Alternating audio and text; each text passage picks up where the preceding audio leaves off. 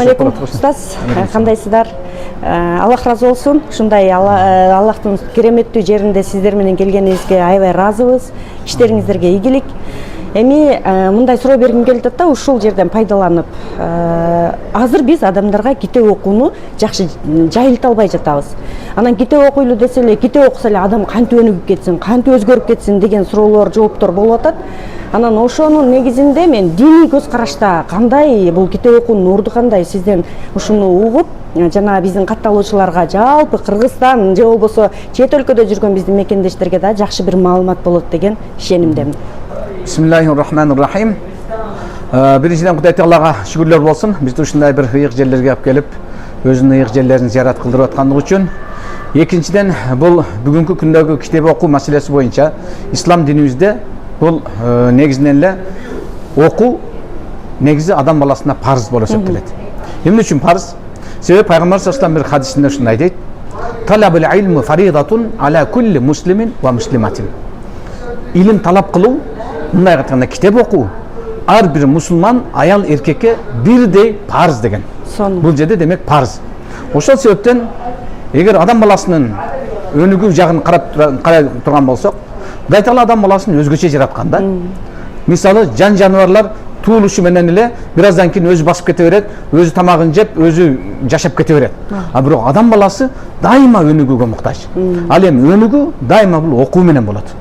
Адам баласынын өнүгүүсү эң биринчи орунда акылы өнүгүчтүгү үчүн сөзсүз түрдө акыл ээлери гана бул исламда жоопкер болгондугуна байланыштуу. Биринчиден китеп окуу менен гана адам баласы өнүгөт. Бүгүнкү күндөгү мусулмандардын, биздин мусулмандардын артта калгандыгыбыз, бүгүнкү күндө мусулмандардын сабатсыз калгандыгыбыз, бүгүн бардык технологиядан колдона албастан билбей калгандыгыбыз бүтүн баары келип биздин ошо илимсиздигибизге такалат. Китеп окубай койгондугубузга такалат. Мисалы, ушундай бир айтылган бир сөз бар экен да. Ар бир үммөт өзүнүн Кур'ан, өзүнүн түшкөн Аллахтын китебинин биринчи аятына амал кылбай койгондугу үчүн жок болгон деген. Мисалы кандай? Муса пайгамбарга, Муса алейхиссаламга Таврат китеби түшкөн болсо, биринчи түшкөн китеби эмне дейт? Түшкөн аяты ушул болгон дейт: жашаткын деп. Адам баласына жашоо сунгун деп. Жашатпастан терсине амал кылып алышты дейт. Ошон айынан Аллахтын алатына калган коомго айланды. Ошол эле сыяктуу Иса пайгамбарда мисал келтиришет, Инжил китебинде биринчи түшкөн аят сүйгүн деп түшкөн дейт. Буйрук булар баары. Буйрук иретинде келет ата, сүйгүн деп. Жакшы көргөн адамзаттын бүтүн баарын. Ошондуктан сүйүү жагынан, адамдын жакшы көрүү жагынан эмес, душмандык жагына өтүп алышты дейт. Ошол себептен аларда жок болушкан деп. Эми дейт, мусулмандардын деле артта калып жок болуунун себеби биринчи аятка амал кылбай койгондугунан дейт. Ал эми биринчи аятка амал кылбай коюунун кандай мааниси бар десе, мына бүгүнкү күнү биз Нур тоосунун түбүндө турабыз. Ушул тоонун үстүндө эң биринчи жолу пайгамбарга түшүп аткан биздин Аллахтын китеби "Иqra бисми роббикаллади халак" деп, оку Аллахтын ысмы менен окугон деген, оку деген буйрук мына бүгүн бизге түшүп атат. Мына ошол себептен бүгүнкү күнү карасаңыз, мисалы, окубай койгондуктан биздин Кургазордун тардыгы окубай койгондуктан, айтылып аткан жаңы маалыматтарды кабыл ала албай аткандыгыбыз ушул окубай койгондугубуздан, бүгүнкү күндө алдыга жыла албай аткандыгыбыз, бүтүн дүйнөдөгү маанилүү нерселерди өз жашообузга колдонуп пайдалана албай жаткандыгыбыз бүтүн баары окубай койгондуктан болуп эсептелет. Ошондуктан ислам дининде ошон үчүн пайгамбар саллаллаху алейхи айтканы илим алуу ар бир мусулман аял эркекке бирдей парыз деген. А эгер парыздыгын кабыл албаган адам анда капыр болот деген да. Демек андай болгон болсо, капыр боло турган болсо, анда бүгүнкү күндө мусулмандар жапатырмак биз китеп окуганга киришибиз керек. Китеп адам баласына дайыма жакшылык алып келген, адам баласынын дайыма акыл эсин өлчүткөн, эч бир илим адамды Аллахтан алыстатпайт. Ислам дининде мына ушул нерсе бар. Негизи эле карап көрө турган болсок, исламда светский же диний деп илим экиге бөлүнгөн эмес эч качан. Илим баары исламда бирдей. Бирдей улуу, бирдей ыйык. Бардык кесиптин ээси болуу бул дайыма мусулман адамдын мусулманчылыкта макталып келген. Ошондуктан кайсы кесиптин ээси болсоң бол, бирок ошол эле учурда Аллахка ыйман келтирип, Кудай Тааланын жаратуучуңду таанып, пайгамбардын көрсөткөн жолунан адашпай жашоо бул дайыма мусулманчылыкта буйрулуп келген нерселерден. Мына ошол себептен биз бүгүнкү күндө азыркы ушундай бизди жаман көрүнүш болуп, дүйнөдө мусулмандардын абалы начар ылдый көрүнүш болуп аткан болсо баардыгы келип туруп ушул окубай койгонго такалат. Ошондон Аллахтын биринчи жер бетине түшкөн буйругу бул оку деп түшкөн. Өтө сонун жооп болду. Устаз, азыр биздин борбор өзүнчө китеп окуталы деп адамдарга ушундай жакшы бир долбоор иштеп чыктык. Китептин темасы аябай кызыктуу. Имамдын модель кызы деген бир китепти алдык. Ал китепти алуу максатыбыз дагы эмне үчүн имамдын кызы модель болгусу келди. Имам демек үй бүлөсүнө таасир бере алган жокпу деген сыяктуу бир темада бул бала тарбиясына кирип кетет.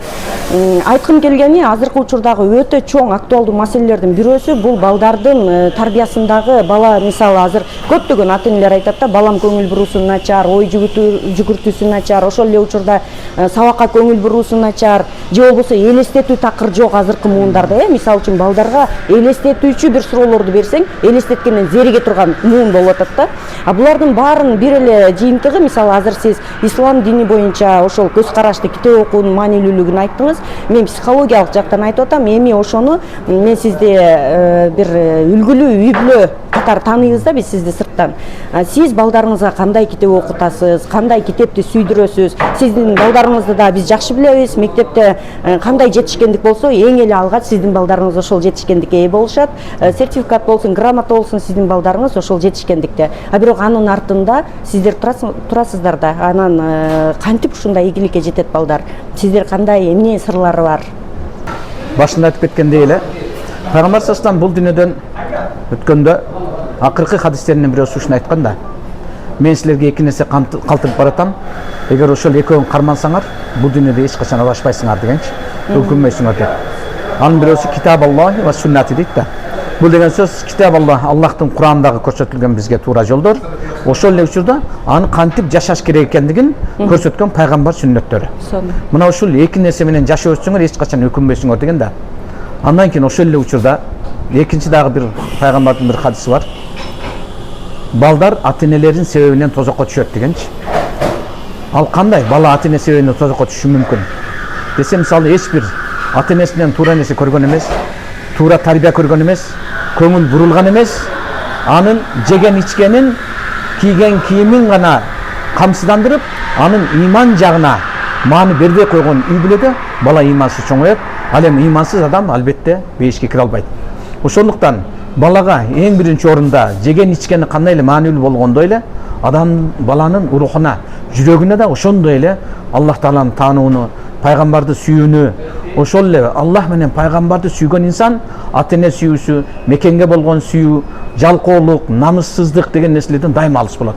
Себеби буларды оору катары билет. Ал эми бала төрөлгөндө бул дайыма ата-энеге муктаж. Бардык жагынан ата-энеден сөзсүз эмнени көргөн болсо ата-энеден ошону алат. Ошондуктан бул жерде мисал болуп биринчи орунда ата-энеден башталат. Баягы айтылганда сөз бар эмеспи? Сен балдарыңды оңдобой эле кой, өзүңдү оңдо. Балдарың барбы сени тартат дегенчи. Баланын караган биринчи күмүр тутуп, ээрчигиси келип, ошого окшогушу келген адам бул ата-энеси. Эң биринчи орунда. Ошондуктан ата-эне эгер өзүн жакшы тарбиялап, өзүнүн китеп окуй турган убактысы болуп, китеп окуп, балдарына китеп окутуп, китеп окуганга сүйдүрүп чоңойто турган болсо, бала дайыма ийгиликтүү болот. Дайыма баланын жолдору дайыма ачык болот. Ошондуктан биздин ислам динибизде жанагындай бала ата-эне себебинен эгер азапка түшүп калбашына билген бир мусулман балдарын эч качан сабатсыз калтырбаш керек. Себеби эмне үчүн? Карап көрсөңүздөр, мисалы, мусулманмын деген бүгүнкү дүйнөдөгү бир мусулмандын абалы кандай болуш керек? Бир алымдын, чоң алымдардан бирөөсүнүн айткан бир сөзү бар да. Мектеп акыл нуру, нурдантат, ал эми медресе жүрөктү нурдантат депчи. Ошол эле сыяктуу демек не? Мектепти окуган бала дайыма кругозор экенен болот. Көп ашыкча бул дүйнөлүк нерсеге кыялдана алат, алдына план кое алат, максат коюп жашай алат. Ал эми медресени имандуу бир илим алган бала болсо, ал дайыма адептүү, намыстуу, мекенин, ата-энесин сүйгөн, урмат сый менен чоңойгон бир адам болот. Ошондуктан бул экөө бириккен маалда эки канаттуу куш кадимки учкан сыяктуу алдыга өнүгөт да дайыма. Баланын акылы да тунук, ошол учурда адамдык сапаты да жогору. Ал эми бул экөө бөлүнүп калса эмне болот дегенде не? жалаң мектепте окуп иман жагына көңүл бурбай турган болсо, анда материалистик жол менен кете турган болсо эмне болот десе, анда не баягы мулхид деп коет го, Кудайды таангандар чыгат да, мен акылдуумун, өзүнүн акылына ишенгендер гана чыгат, Кудай Таалага таянбайт, тобокел кыла албаган. Ал эми медресени гана окуп туруп, баягы табият илимин мектепте окутпай койгондордон кимдер чыгат десе, булардан өзү гана пикирин бербеген фанаттар чыгат дейт да. Мисалы, ошонун гана айтканын, ошонун гана каалап турганын айтсаң гана кабыл алат, андан башканы бүтүн баарын не тозокко түшө турган инсан катары көрүп кала берет дейт да. Ошондуктан бүгүнкү күнү мусулманмын, Аллах Тааланын астына эртең барганда жооп берем деген бир инсан мектепти да жакшы окуш керек, ошол эле учурда өзүнүн жаратуучусунда, пайгамбарында тааныган бир инсан болуш керек. Мына ошондо жанагы Аллах Тааланын түшкөн Курандагы бисми роббикаллади халак деген ошол. Кудайдан корккон, өзүнүн арамдан качкан, бирөөнүн акысынан корккон, бирөөнүн укугун өзүнүн укугундай бекем кармаган, ошондой бир илим билимдүү мусулманга бүгүн дүйнө муктаж. Абдан сонуңуз жооп болду. Аллах разы болсун. Биз азыр Каразак устаздан ушунчалык сонун жоопту алдык. Биз дагы ушул жоопко таянып дагы бир жолу сиздерге эскерткибиз келет. Жакында бизде имандын модель кызы китебинен китеп талкуу болот. Демек биз илим устаз айткандай светтик жана диний болуп бөлүнбөйт экен. Ал үчүн сиздер китеп окуудан качпаңыздар. Же болбосо кандайдыр бир китеп окубай койсом эле мен өнүгө берем деген дагы адамдар жок эмес. Ошол себептен баарыңыздарды бул талкууда күтөбүз. Устазга ыраазычылык билдиребиз.